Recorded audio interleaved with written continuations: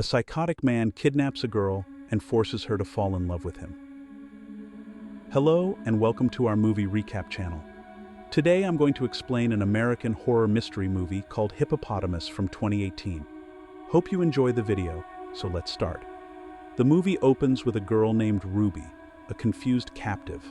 As she regains consciousness after a vivid dream, she finds herself trapped in a brick cell with a concussion behind her head and injured knees. She attempts to get up, but a man dressed in all black shows up and stops her from moving, or even flinching. He then continues introducing himself as Tom, the captivator. He states that he has kidnapped the girl in an attempt to make her fall in love with him. While Ruby is baffled by the situation, Tom, in a calming manner, gives Ruby a small introduction of herself in order to jog her memory and make her realize who she is.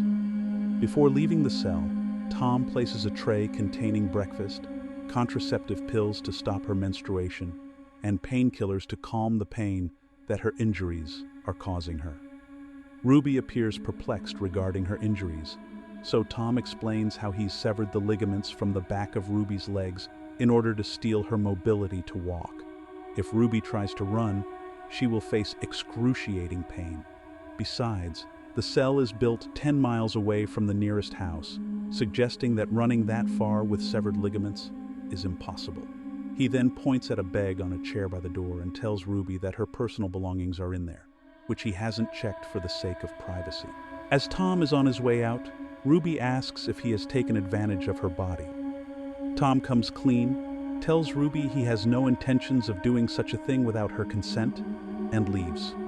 When Tom returns to give Ruby her next meal, he finds out she hasn't taken the pills.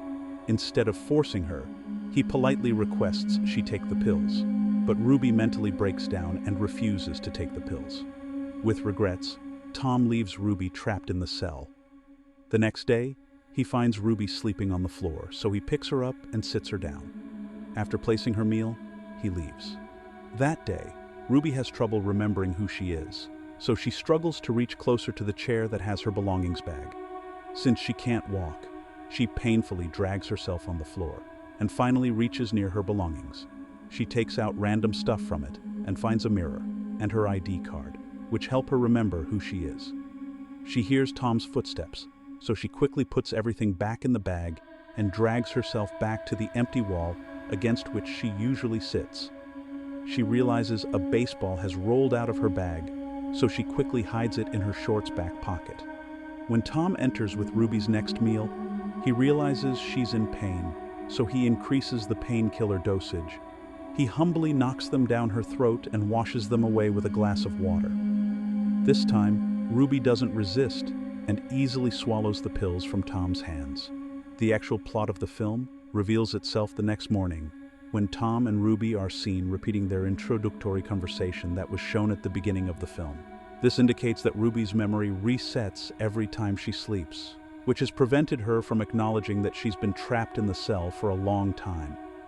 When Tom leaves after jogging her memory, Ruby finds the baseball that she put in her back pocket yesterday.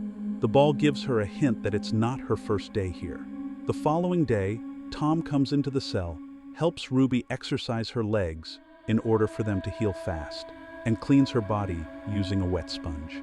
That night, Ruby tries to stay awake by playing with her baseball, but she ultimately sleeps. The next morning, she wakes up confused and itchy in the back of her head. Not knowing she has a concussion at the back, she approaches her bag and takes out the mirror to see the back of her head, but fails miserably. She ends up hurting herself in her attempt to break the mirror. She picks up the broken mirror and places it in the back of her head, and the leftover mirror in the front to see what's happening at the back of her head. She overhears Tom's footsteps, so she quickly gets back to her place and hides the broken mirror piece in her knee bandage. Tom opens the cell and shows Ruby the painkiller bottle, indicating it's time for the dosage. The following night, Tom comes to the cell to shut off the lights, since Ruby is asleep on the floor.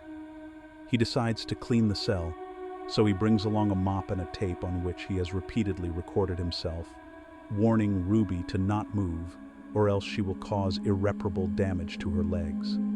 Tom's looped recording goes to show he has some kind of memory issue too. The next morning, Tom wakes up and realizes he slept the night in the cell. He slowly gets up and wakes Ruby as well. He then continues his routine of introducing himself to Ruby and jogging her memory. As a few days pass with the same routine, Ruby comes to realize there's something wrong, and she must investigate to find out the truth. Hence, she messes with the wash basin's pipe, due to which water starts leaking. When Tom shows up with a mop to clean the floor, Ruby not only engages in a conversation with Tom, but also jokes about what Tom has done to her legs to keep her with him. Hearing Ruby talk, Tom expresses happiness and tells Ruby she's making good progress in recovering. In order to reward Ruby, he asks her whatever she wants to make herself comfortable in the cell, since Ruby had passed some sarcastic remarks on his ideology of making her fall in love while keeping her in a rotting cell. Ruby finds this a good opportunity to request a blanket and pillow for her comfort. She also asks Tom for a book to keep her amused in the cell since there's nothing else to do. In the next scene, Ruby is seen sitting on a comfy mattress with a blanket and a pillow. Tom hands Ruby a book, which reignites some old memories of her. She admits that the book is the only thing she remembers ever since she's been kidnapped. Now, he tells her how little things, which are strongly connected to a certain emotion of yours, can trigger your memories.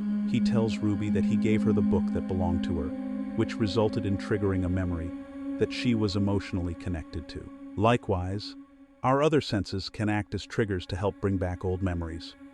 The next day, Tom offers Ruby any drink she may like, so she requests a special tea. Tom shows up with the tea within seconds.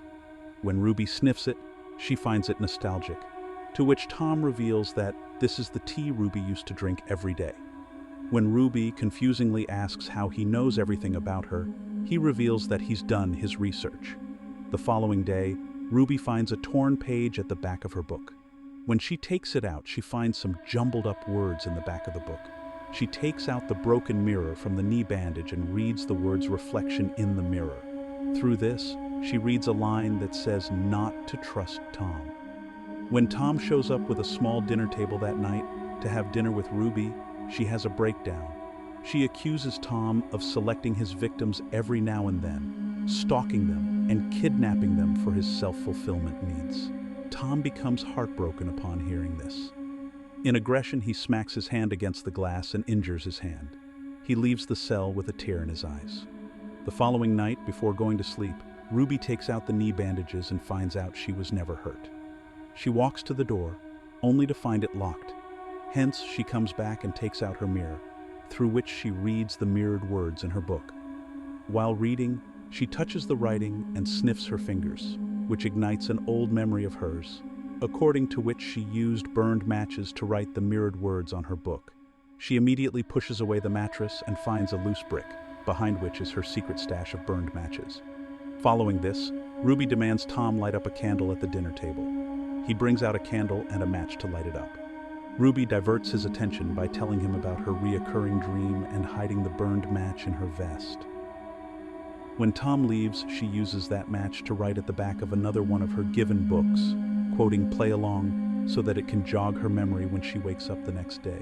She secretly starts practicing for an escape. She runs around in the cell and does push-ups to gain strength, but when Tom shows up to exercise her legs, she pretends to be crippled.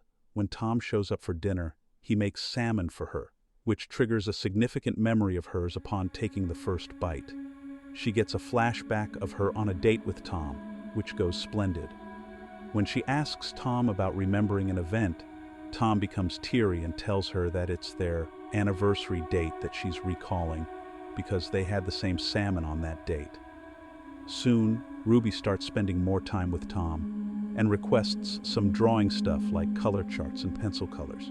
One day while Ruby draws, Tom tells her of the day she moved next to his house in the summer and rode her bicycle every day. He tells her of the book that she remembers vividly, saying she was inseparable from the book, which made him jealous of the book since Ruby liked it a lot. As Ruby listens to his stories, she remembers all of those parts of her previous life and starts liking Tom. The next day, Tom shows up and dances with Ruby to a slow song, which was played back in the day when he first confessed his feelings to her. Ruby gets a flashback of that day and realizes Tom was his love, She kisses him and decides to give him a lap dance. Midway, she stops and asks in a hurtful manner about how things ended up like this. Here, Tom talks of the day when he missed his train on his way to Ruby's home, which allowed her flatmate Nick to take advantage of her. When Ruby tried resisting, he beat her up so severely that she passed out. He found a guy named Rob on his way, who gave him a ride to Ruby's home, but by the time he reached it, he found Nick on top of Ruby, so he attacked him and beat him to death. Sadly, when he tried waking Ruby up, she had lost her memory. Scared of getting caught by the police, Tom took Ruby and fled in Rob's car. He dropped them far north of the city, from where Tom made a long journey and ended up on an abandoned farm on a small island. There, he diagnosed Ruby with amnesia, a brain condition, and did a lot of research on that topic, believing he could heal her. He tried new methods of jogging her memory every time she woke up with a blank mind. When nothing worked, he came up with the idea of a hostage situation, which would give him more time to think of a better treatment for Ruby. Hence, he pretended to be her captivator and made the basement look like it was a cell, a blank canvas for Ruby to imagine things, however she may like. Ruby tears up hearing this tragedy and makes love with Tom that night. Sadly, the next morning, Ruby wakes up with a lost memory, so she attacks Tom in his sleep with the broken mirror piece. She ends up injuring herself very badly, yet she manages to escape. Outside, she tries to row the boat and flee, but she passes out on the land. When she regains consciousness, she finds herself injured and on a medical bed with a doctor by her side. Unbeknownst to her, Tom has made up a new situation to heal her, in which he's the doctor and Ruby, his patient with a memory loss issue. In the end, Tom tells Ruby to relax so that he can go out and call her boyfriend, who happens to be Tom himself. I hope you liked the story recap. Don't forget to like and subscribe to our channel. Thank you for watching, and see you next time. Thank you for being a part of Black's Movie Recaps. If these tales of mystery and intrigue sent shivers down your spine, make sure to hit that like button and subscribe to Black's Movie Recap for more bone-chilling narratives.